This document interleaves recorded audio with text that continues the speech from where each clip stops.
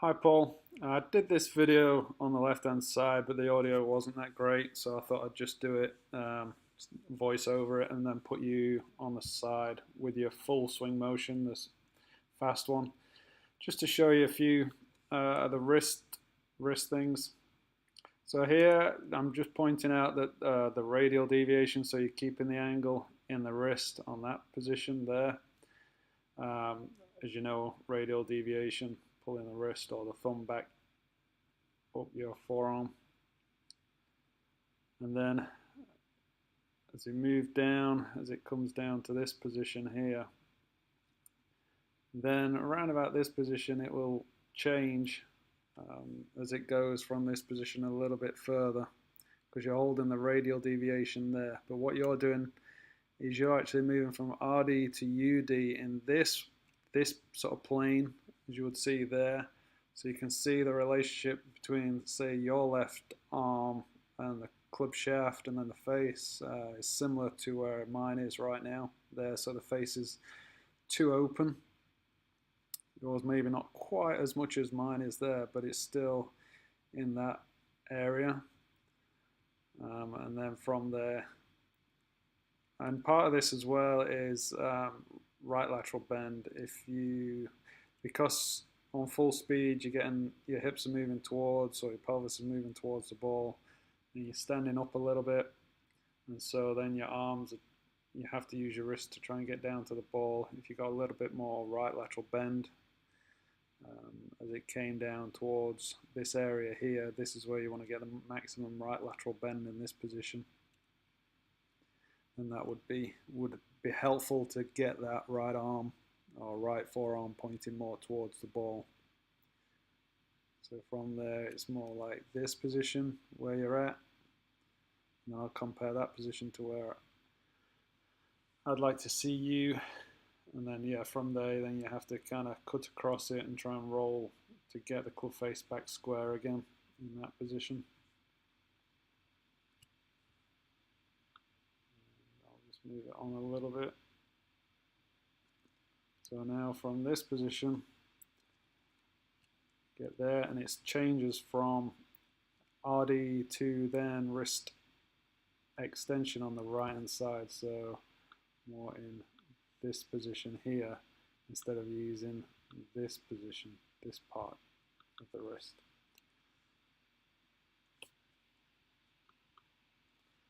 So now it's moving towards the front, and that part of the wrist is bending, so you feel more pressure. And then from that position, once you've got that kind of wrist angle, you can just turn to square the face, and you've got the pressure into the back of the ball. Whereas if you're using the UD, you have to roll the forearms a little bit to square the face.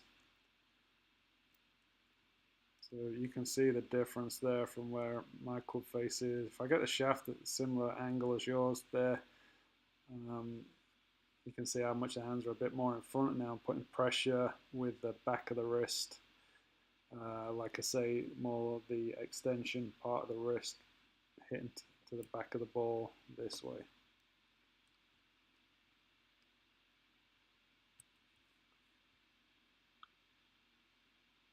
So now I've got the same video but at different times. So on the left hand side I'm using right wrist extension, and on the right hand side I'm using the going from RD to UD. You can just see the differences there. These shafts are both on the same sort of angle, 26 degrees. This one's about the same. Yep, 26 degrees. So they're in the same position, but you can see just which part of the wrist. On this one I'm straightening this top part of the wrist, and on this side I'm angling the back of the wrist and the front of the wrist here.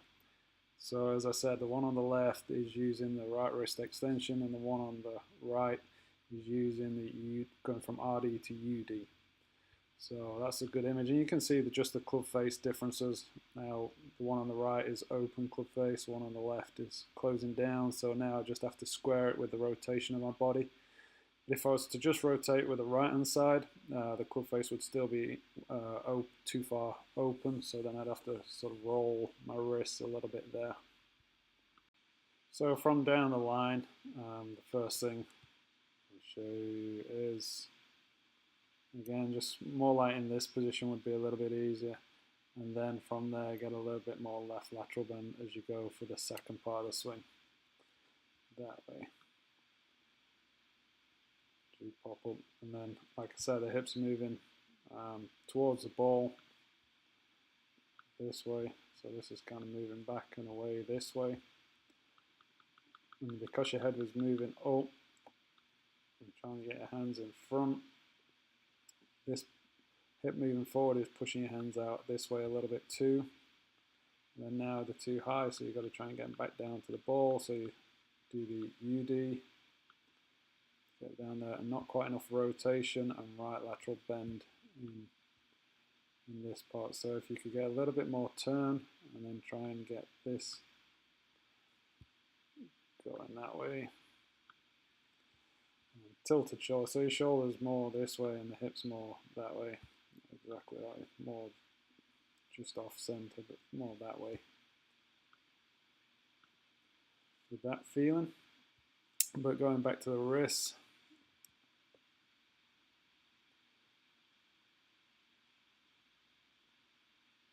So the left hip pulls back, like we mentioned before on the previous video.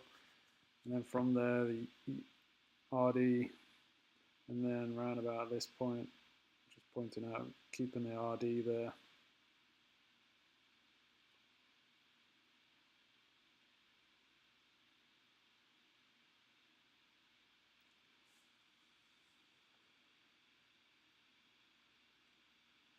And now the pressure will start to move towards the right wrist extension. This way, like that feeling. And that's what will help to close the face as well. So your face is just a little bit too open here. Very close to that. And then if you can close it down by using this part of the wrist here. And you can put pressure into the back of the ball by just rotating your body.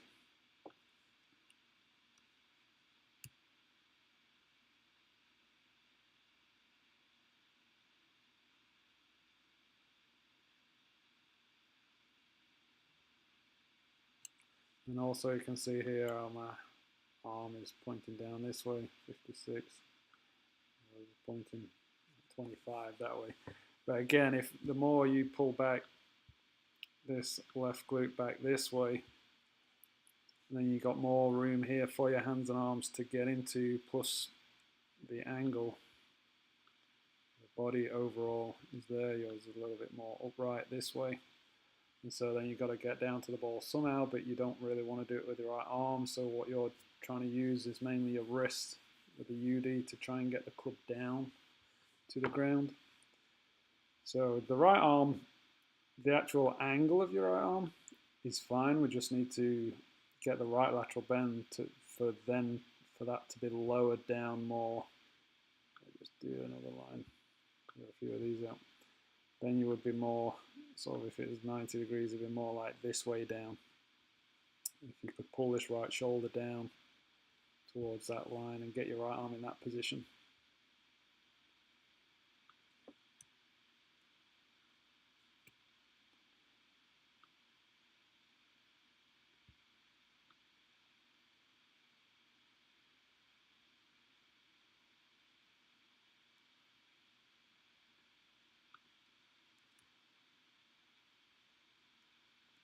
If you do the UD, going this way, and that's what you're trying to do to get down to the ball, is using your wrists that way. Like that. And then it just comes across the ball a little more than ideal. Because your head's stayed up, you've got to get down somehow. And so you're using your wrists. Yeah, so if you can get that feeling with the wrist as it's coming down, but also get the feeling of this left side pulling back and around at the same time, because from this position, you're just staying too tall, as you already knew, and then this part where your hands, you can see how they're coming, having to release, and your body's still turning a little bit, but it's almost like just a little fraction too much with your hands and arms, trying to get back to the ball. From here, If you could get from here and then just pull the left hip back and get more right lateral bend, a little bit more like where I am here at this point. So you got kind of this area here. So it's just getting a little bit steep with the shaft there. Can't quite see your left glute. And then your shoulders and hips are on a similar, slightly different angle, but a little bit too level there. So try and feel a bit more tightness in your right side. In here, can't see those. In this part here.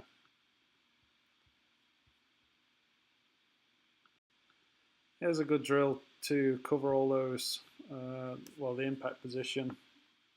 Try and get up near a fence, a few inches away, and then try and get the pant seam on your left side up to the fence there. That'll help you get more rotation. You get these a little bit more level, and the shoulders a bit more tilted. So then you have more of a roundedness here, and then down your leg here. And so you can see the left pocket and the right pocket there. So see both pockets. This is a good drill. You can do it with a club in your hand.